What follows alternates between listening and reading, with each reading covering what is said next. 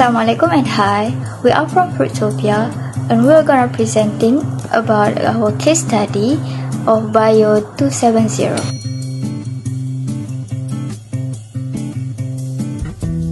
So the questions about our case study is seedless fruits, which have been around for a long time, exist in the wild and can also be created by humans. Identify the process of forming seedless fruits and describe the process. Explain the consequences of this process to agriculture and mankind. So, in our case study, we're gonna talk about seedless fruit. This article are showing the seedless fruit and the response or process of Roselle to the application of plant growth in developing seedless fruit and maintaining its quality.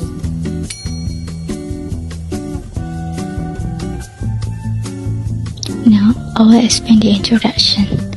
Seedless fruits refers to fruits that lack viable seeds or contain greatly reduced and undeveloped seeds, resulting in a fruit that is essentially devoid of mature seeds that can germinate and grow into new plants. Seedless fruits are rare, yet they occur naturally or can be altered by plant breeders without the need of genetic engineering methods. The origin of today's seedless fruits and vegetables lies in the natural mutations in humans. Upon recognizing the apple of seedlessness, develop methods to propagate these plants and preserve these desirable traits.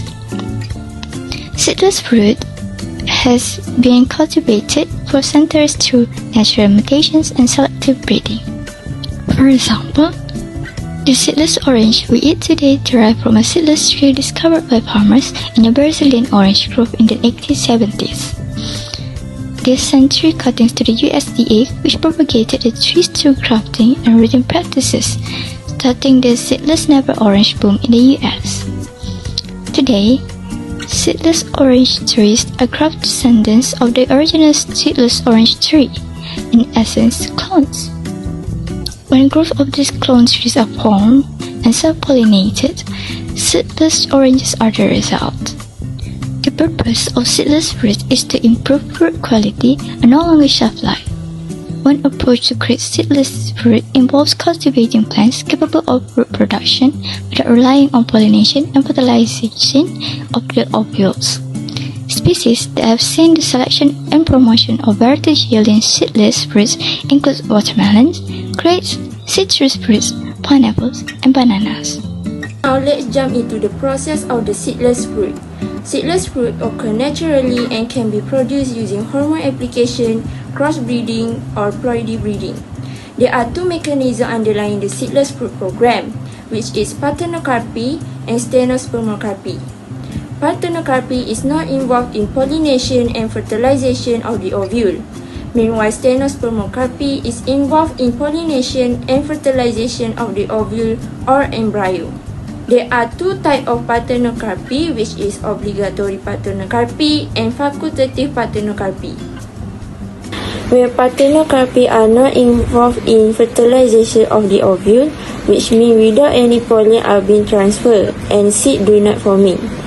Parthenocarpy depends on a genetic factor that favors the maintenance of a relatively high hormone level in the ovary during the anthesis and immediately after it, regardless of pollination and fertilization.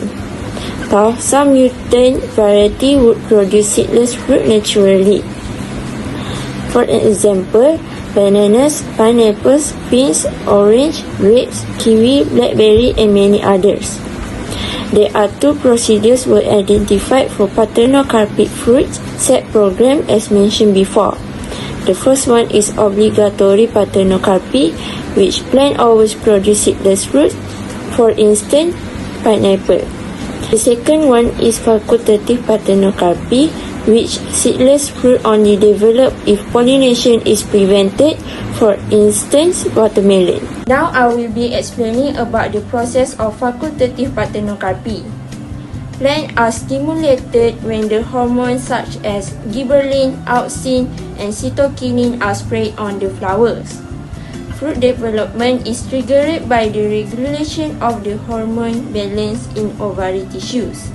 This hormone will be on pollinated ovaries anthesis and will stimulate pollination in the bearded ovary growth. It helps to produce strongly supporting their individual and overlap rows during earlier fruit development. This will be result in the maturation of the ovaries without the process of fertilization and produce bigger and pulpy fruits. The next one is the benefits of parthenocarpy. Parthenocarpy fruits can improve the quality of fruits and produce more healthy products for the consumers. It will also reduce the cost of the cultivation, and plant growth regulators are natural and produce more larger fruits. Moreover, it will keep insects and pests away without using chemical because there is no requirement of pollinating insect. This protects the plants from being attacked by pesticides.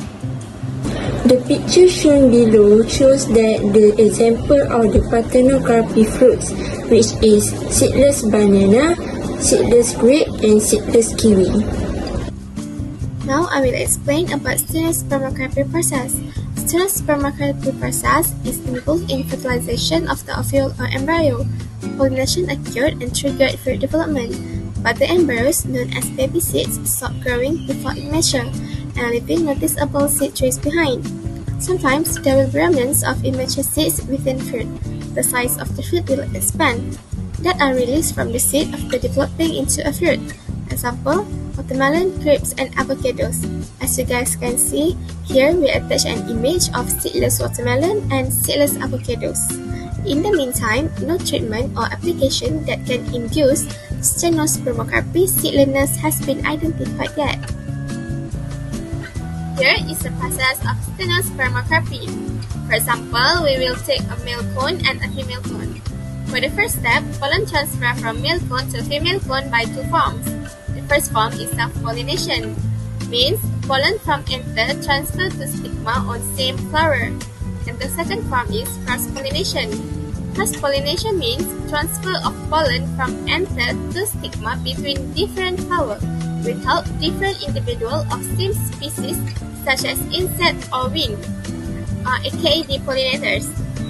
Second step is upon transfer, the pollen disseminates to form the pollen tube and the sperm fertilizing the egg. The last step is the embryos stop growing before it matures. Here is where development of seedless fruit occurs. The benefits of stenospermocarpy is new varieties are created as a result of cross-pollination. In this slide, I will talk about pros and cons of seedless fruit on humankind and agriculture. First, we'll be focusing on pros and cons of seedless fruit in agriculture sector. Point number 1 is consumers may prefer seedless varieties, leading to increased demand and potentially higher profits for farmers and producers.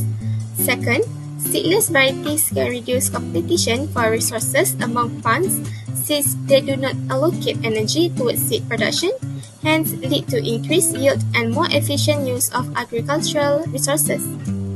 The cons of seedless fruit on agriculture sector is seedless produce tends to be priced higher at the supermarket. Specialty seedless varieties are often marketed as premium options and sold for a higher cost. Second, emphasizing seedless varieties can lead to a reduction in genetic diversity within plant populations. This loss of diversity can make crops more vulnerable to pests, disease, and environmental change.